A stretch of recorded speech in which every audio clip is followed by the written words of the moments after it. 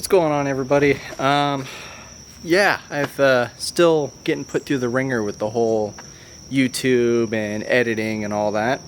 So the last time you guys saw this, I had the engine tore apart and the whole top end off, going after head gaskets and trying to figure out what was going on with an overheating situation. And I was getting ready to go on ahead and port and polish the cylinder heads, and I did a nice time lapse of porting the cylinder heads, and I don't know what happened. Something happened in the whole filming with the time lapse of doing the cylinder heads, and I lost all of that. And then I had a little bit of footage before I started porting and working on the cylinder heads of showing the cylinder, or the top of the deck of the block, and how I cleaned that up, and I had found a little scratch in the top of the block that went over to one of the water jackets, which wasn't as deep as I thought it was. So I was able to come through with a basically just a sanding block, you know, like you would to go and block a panel, and just sand it as flat as I could, knock it down as much as I can. I put some copper seal on the Felpro head gaskets, and so far it's good. But anyhow, the car is put back together, and I have been driving it. It did overheat on me, and I did have even more issues after the fact. It ends up I had put a high flow thermostat from Mr. Gasket in there. Now, what applications the high flow thermostat is for, I have no idea. Maybe it's for alcohol or something, I don't know. But I do know the hole in the center of a thermostat is designed to regulate the flow, how fast that coolant moves through. And if the coolant moves through the block too fast, it won't absorb any heat from the block. So your water temps will stay down, but that engine's going to get hot, and it's still going to overheat. It's just you're not going to know it until it gets too hot and then boils the fuck over, which is what the car was doing. So I got all that fixed, and I did find that the jackass who had this thing apart before me broke off one of the long bolts that goes through the water pump and through the timing cover and into the block. I still have not fixed that. It hasn't been leaking the whole time I've been driving it. It hasn't been leaking the last year and a half, 2 years I've had the car, and quite frankly, I just don't have it in me to fix it. So I know this motor burns oil. Now that I've had it apart, I've seen it's not a rebuilt motor.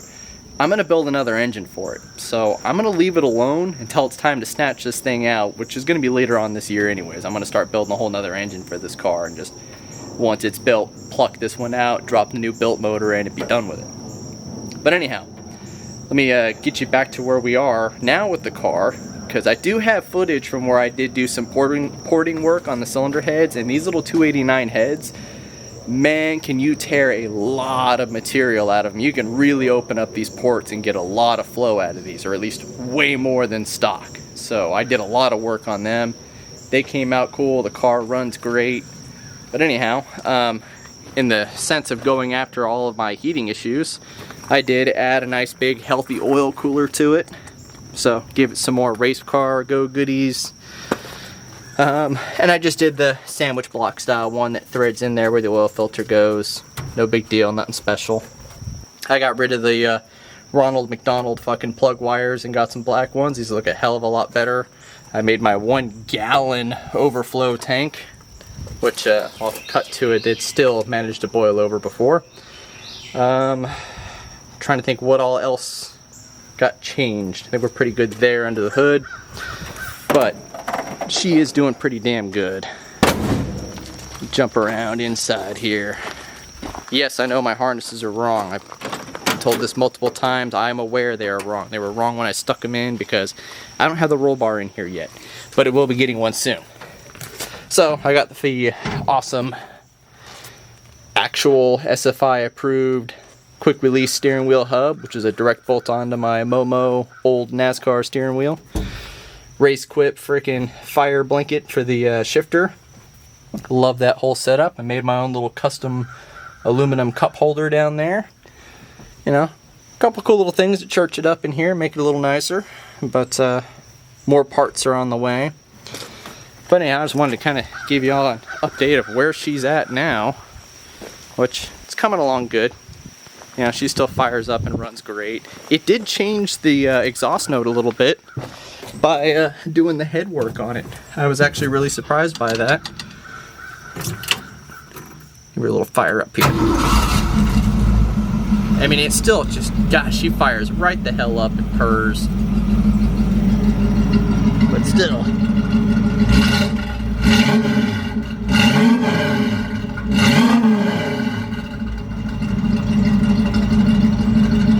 But I did notice that it did give the car a deeper exhaust note by opening up those exhaust ports, and it revs smoother. It lost a tiny little bit of torque. It's not really noticeable to me, but I did feel like I lost a little bit of torque. But I gained a lot of mid-range and top-end power out of doing that head work. But yeah, overall, still really happy with the car. But anyhow, I just wanted to film this kind of intro, get you guys up to speed here of what I lost footage-wise. And I'm going to cut over to the footage of me putting this whole thing together prior to the overheating and stuff. As soon as I got the damn thing back together, I was pretty well defeated by the time I had gotten it all put back together with the other parts and stuff that I had going on. So anyhow, I'm going to cut over to that, and I'll catch up with you guys later.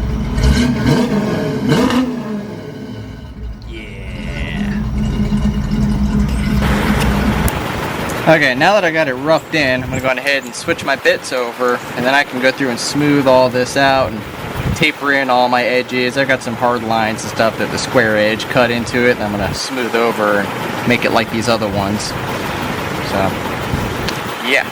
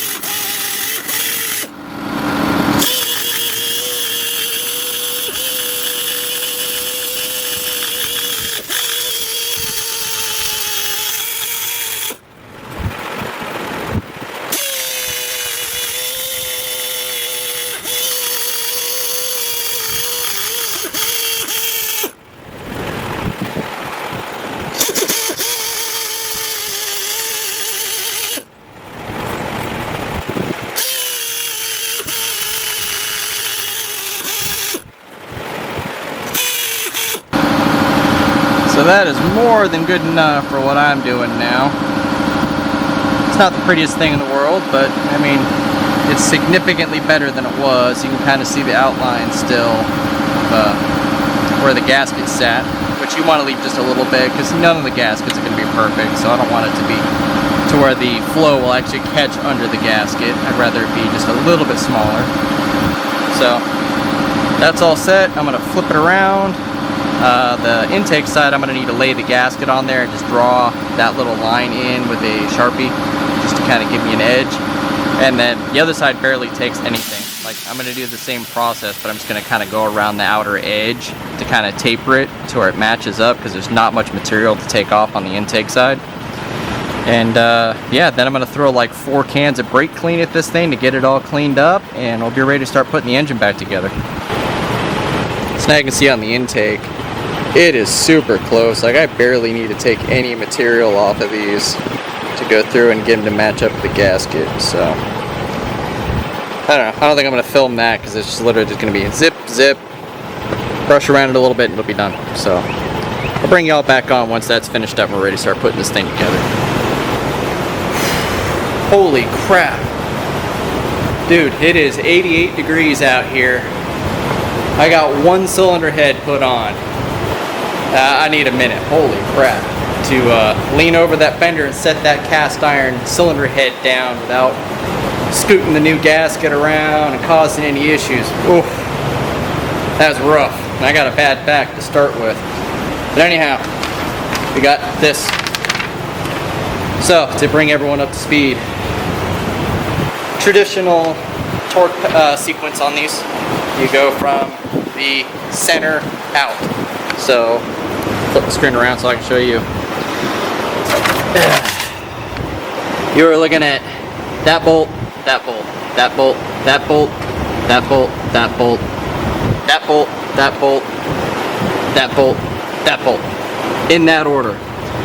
First time around, you're going to between 25 and 35 foot-pounds in that sequence. Come back through 45 to 55 foot-pounds, same sequence.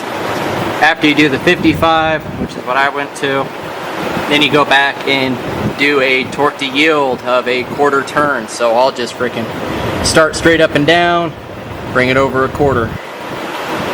So that one is torqued and done. I will not be filming myself struggling to hang over the side of this fender and set the other one in there after I clean that up a little bit more, because man, that is embarrassing how horribly out of shape I am and how much I struggled with setting a freaking cylinder head on. I need to get my fat ass back in the gym or something. Otis, what do you say we start riding bikes again? I don't think he seems too into exercise right now. It's alright, you're there for moral support. Good on you, buddy. Alright, I'm going to throw the other head, I'm going to clean that up, then throw the other head on, and then I'll bring you back to the cool part where we go and start dressing this thing up and make it look like an engine again. Holy crap, is it hot out here. Oh, this has been rough to say the least, but heads are mounted finally. Now I'm going to go on ahead and drop the push rods back in.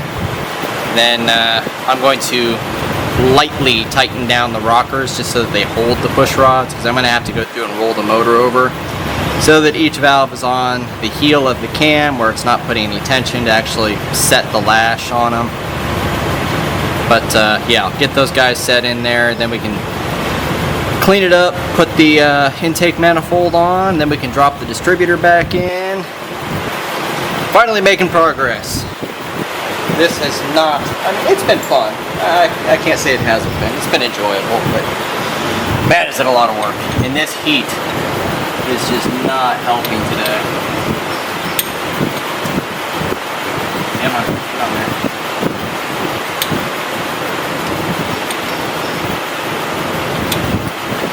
Oh, there it is. Set down the lifter.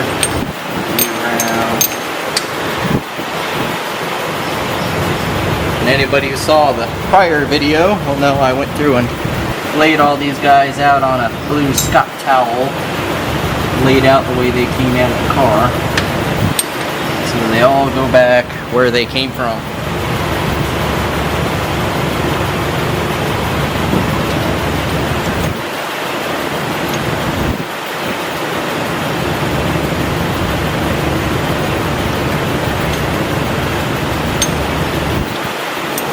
Maybe that way. There.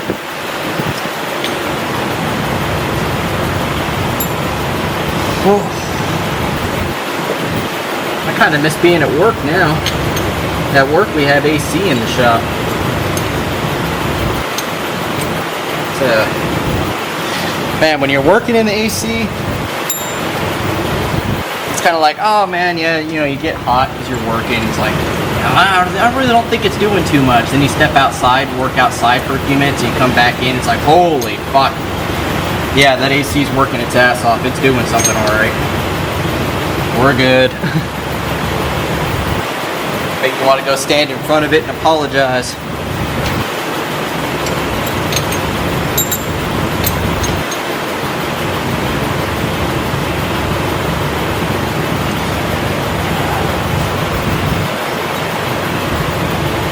I have no idea if these are like Harleys where they got one long push rod, one short one, but that's why I laid them out the way they came out of the motor, so they go right back where they were. Because I'm too lazy to measure, oh, these are intakes and these are exhausts. Like, I don't know, I'm just fucking put them back where they came from.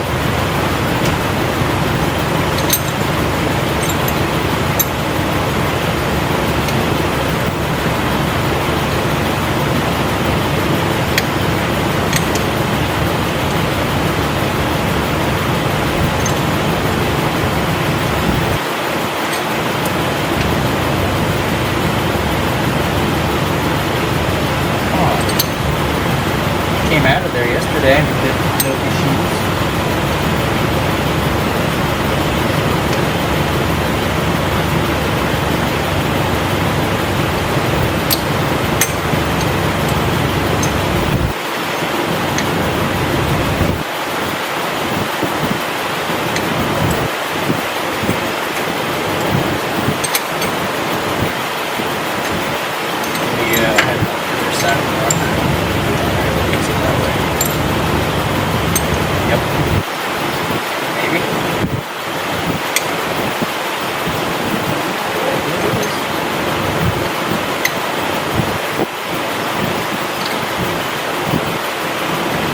Must be one that was had the valve open. Had to loosen that rocker up just a touch.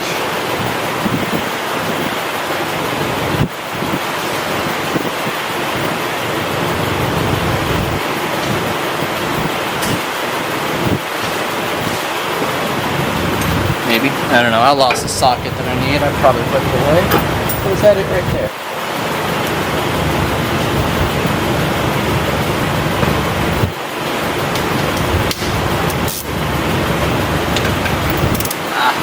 Yeah.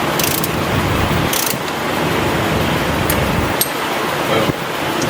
There.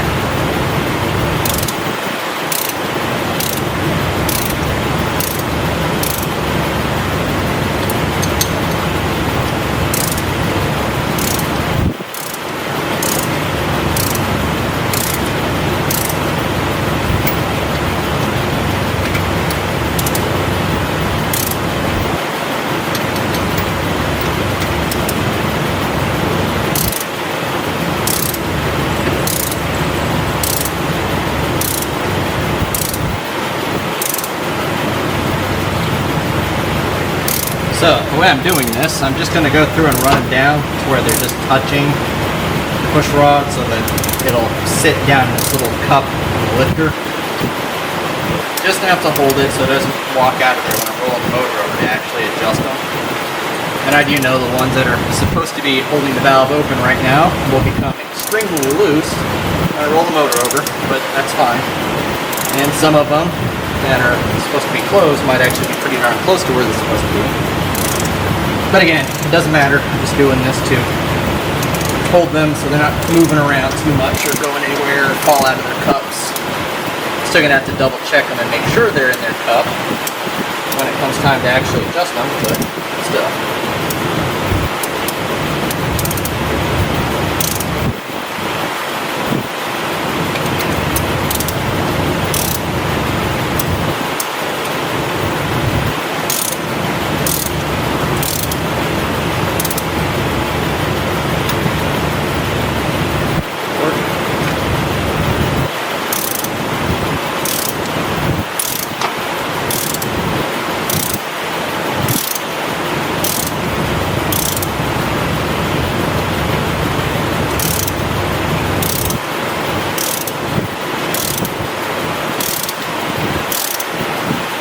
Maybe on the next paycheck I'll get some roller rockers for this thing.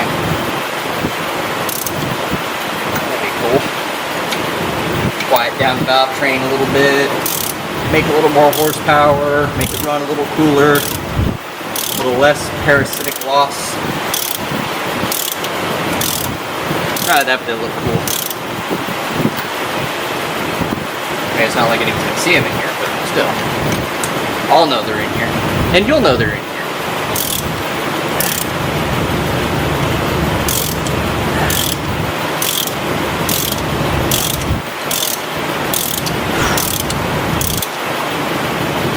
Yeah, it's not a whole lot of work, but when it's this hot out, man, it sure does make it seem like it's a lot more.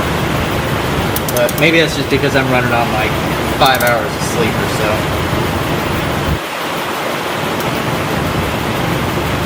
I definitely did not sleep worth a damn.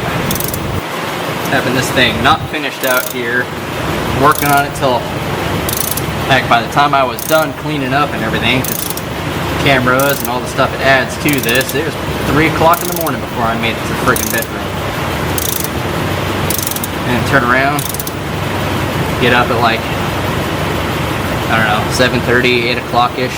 Very sluggish getting out of bed, so I'm not 100% when I actually got up, but around that ballpark. If I start waking up at 7:30, I ain't counting that 8 o'clock when I finally get out of bed, because I'm not actually sleeping. Just arguing with myself about getting out of bed. So I'm not really sleeping. I'd love to go back to sleep. Work. Alright, let's get the other side in.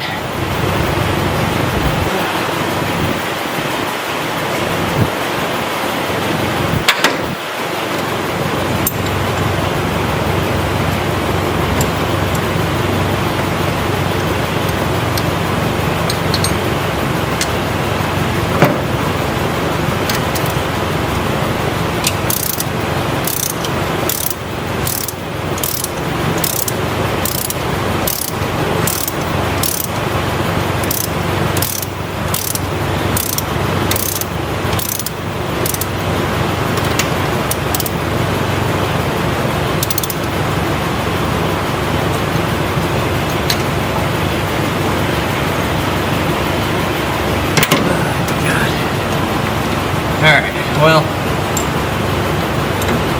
you guys get the idea. I'm going to go on ahead and get those guys set in there, get my gaskets laid out, and then I'll cut that thing back on when I'm ready to drop the intake manifold back on here.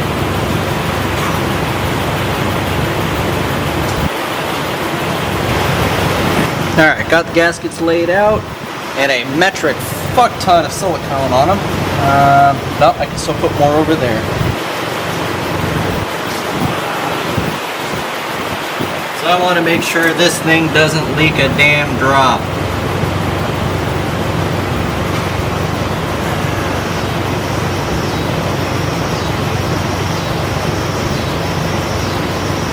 Give me a little skim of silicone in there. That ought to work.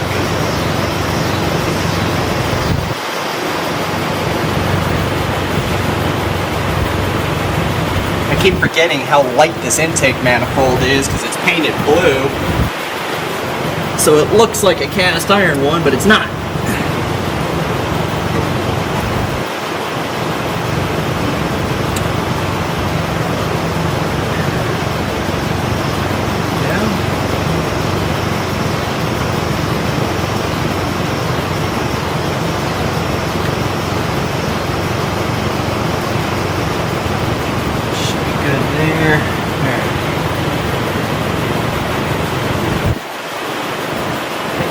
Everybody looks to be sitting where they're supposed to be.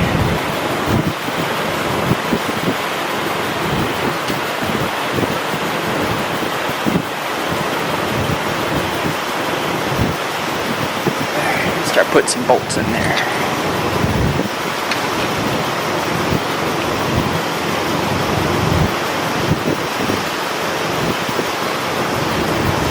It always drives me crazy when people get these like stock replacement or the Edelbrock Street Performers and they paint them whatever the engine color is instead of leaving them the natural aluminum. Like they're trying to hide that they may or may not have gained like 5 horsepower for their stock replacement aluminum intake manifold. Oh man, can't let anybody know I may have picked up 5 more horsepower on this monster. It's a sleeper. Yeah. Just so he can drive around fucking 10 miles an hour under the fucking speed limit everywhere he goes. Believe me, I encounter that guy a lot. They're usually driving fucking Corvettes. That's the really annoying thing. I got 850 horsepower, but I don't ever go above 55.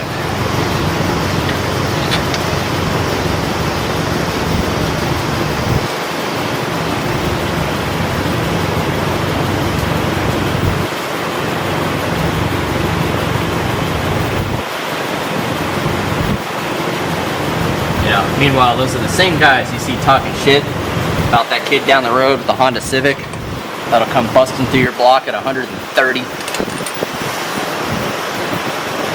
I guarantee you can already see it in the comments over there. There's no Hondas that fast. They're slow.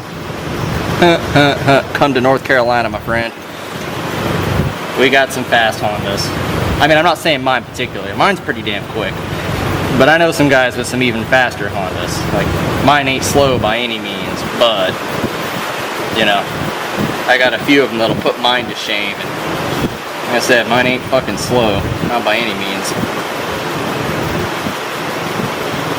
I mean, it ain't fucking Cletus McFarlane fast, but it's like, well, not even Boosted Boys fast either. Those guys, oh god, they're fucking crazy too. That's a good comparison. You know, in a drag race, I'll bet you I can beat anything Casey's Customs has put together. I think I'm like Casey's Customs fast.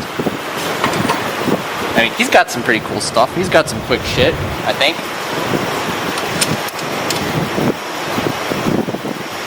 I don't know. I think, you know, not to brag or anything, but I believe me and that gentleman are on the similar level of, if it's cool, it's cool. Put it together and have fun with it. I love that little frickin' the CRX he's putting together.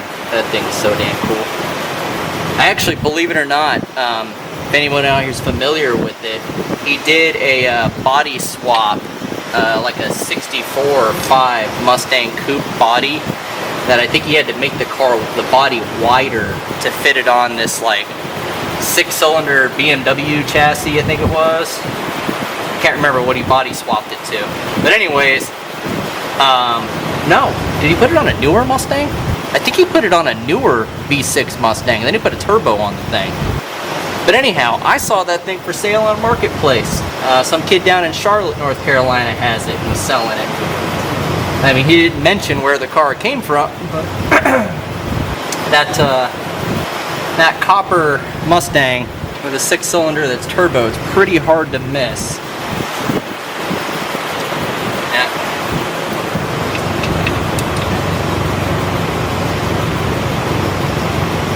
It's kind of funny where I'm at over here. I keep seeing stuff like that on Marketplace or Ginger Billy. Some of the stuff he's put together comes across the Marketplace over here in North Carolina too, so I guess he must be out here too. I mean, don't get me wrong, I would most definitely cut my lawn with the Ron beer.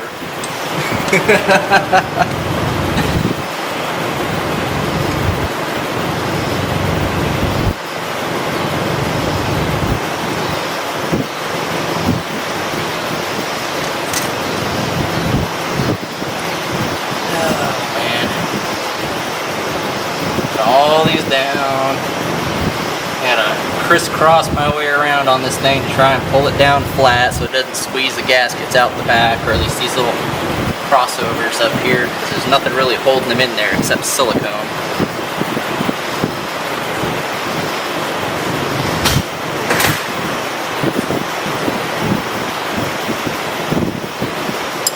But how about that? Starting to look like an engine again. Be about ready to go do some stupid shit with it tonight. Maybe. I don't know. We'll see. It's already like 7 o'clock. I don't know what time is it. No, it's 8 o'clock. Alright, well, gonna be a late night again. But I want to get this damn thing done. Been working at it for too long already. Really wanted to get it all done in one night, but the concerns over that scratch I saw on the block that I had to sand and kind of feather out a little bit, which thankfully once I started scuffing on the block, kind of smoothed things over a little. It wasn't anywhere near as deep as I thought it was, or at least the way it looked, because there was still some old gasket material on there that I'm seeing, like where I had sanded on the gasket material, it made the metal look like it was up higher and the scratch was deeper than it really was. So it's not that bad. Still, better be somewhat cautious. That would suck to put all this back together and it just still be just as bad as when I started. Except now I have ported cylinder heads. So it'll make more horsepower while it overheats. Pukes its guts out of the coolant tank. I mean, that's a plus, right? 48 hours of work well spent, right?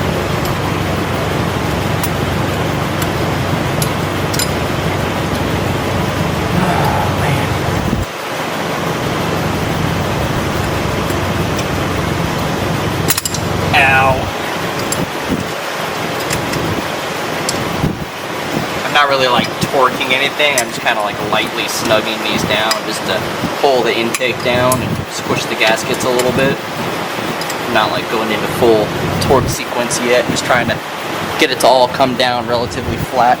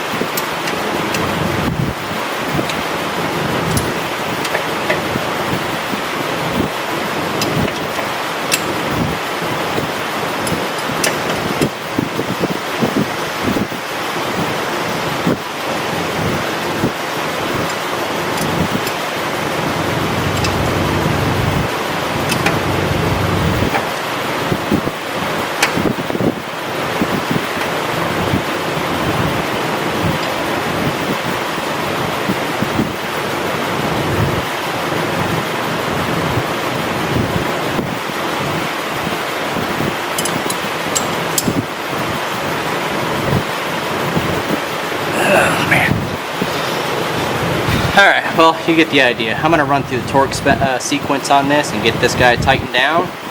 Then I'll grab the distributor and we'll drop that guy in there and line up my marks on all that. And once the distributor's in, then we can roll it around, adjust all the rockers, and we are almost freaking done with this thing. Alright, making progress. Intake manifold's bolted down and tight. All my heater and coolant hoses are hooked up, even though I don't have a heater, it's just looped over to itself. Ready to drop the distributor in here. Hey, do any of you guys know any like real YouTubers, like the snap mechanics? You know, they can go through and, you know, that thing where they go and 8 hours worth of work is done, like just like that. Like I don't know how it happens, but you know, you just, and the car is built. I need to know how to do that. This is exhausting. You know? I would like to do that. I would really, oh, come on.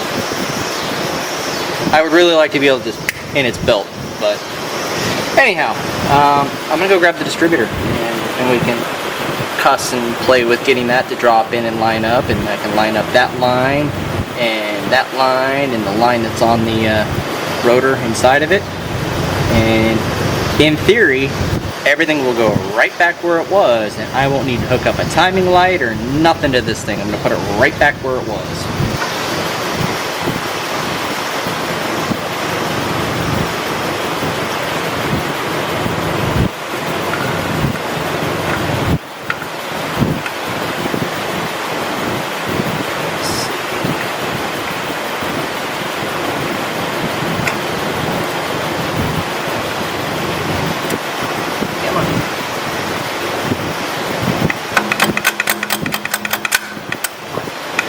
Drop in.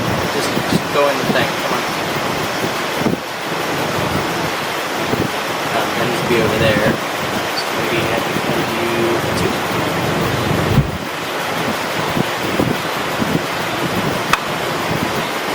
And that goes there. That is way off. Fuck, I'm off the tooth.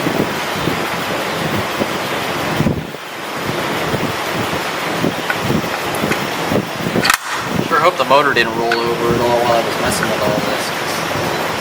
That would be my luck. It would move while I'm doing this. And then I will have to go and put a timing light on it and everything. Do it the right way.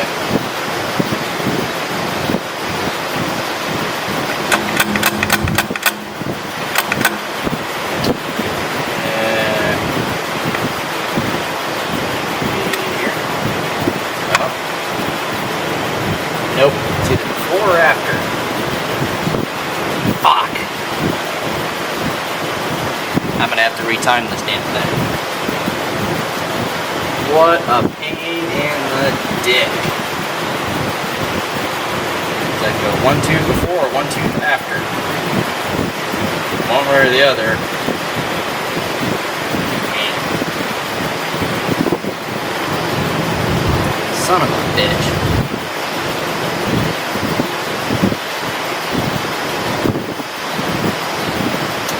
Well, that sucks. Shortcut failed. It moved while I had it apart.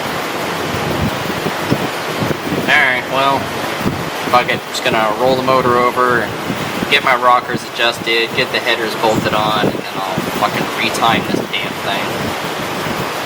That really sucks. It's gonna, like, take a couple more hours to get this shit done. Oh, it's gonna be another long night. Alright, I know it looks like it's all together and done, but I solely just put it together so I can fire it up and make sure everything still runs. But in the process of putting all this together, I had to take a break and work on this in silence, because now that I'm done with all that, it has to come all back apart. Everything on the front of this engine has to come off, because I discovered when I had taken the bolts out, come on, focus, you fucking piece of shit. That bolt right there goes through the water pump and the timing cover and into the block. It's broken off, and someone had stuck the hole full of silicone and just stuck the bolt in there to glue it in with silicone to hide that they broke the fucking bolt off. So, it's not leaking now, and it hasn't been leaking in the last week I've been driving it, but now that I know about it, it's gonna leak. It's gonna be a problem. So, now I have to go through and see if I can find the timing cover gaskets and everything and the bolts for it, or at least get the gaskets and then pull the top bolt that's the same length out, hopefully without breaking it, and go match it up, hardware store or something, and get that. And I also need to adjust the rockers a little better. I've got them just kind of set because, to be perfectly honest, I lost all drive when I found that, because I thought I was going to be done tonight, and no, we've got a whole nother day of thrashing on this thing to try and fix it. So yeah, this is going to be a three-parter. But on the bright side, we can at least hit the key and fire it up. The car does sound dramatically different over what it did. It sounds way throatier, way meaner. It sounds like a bigger engine now.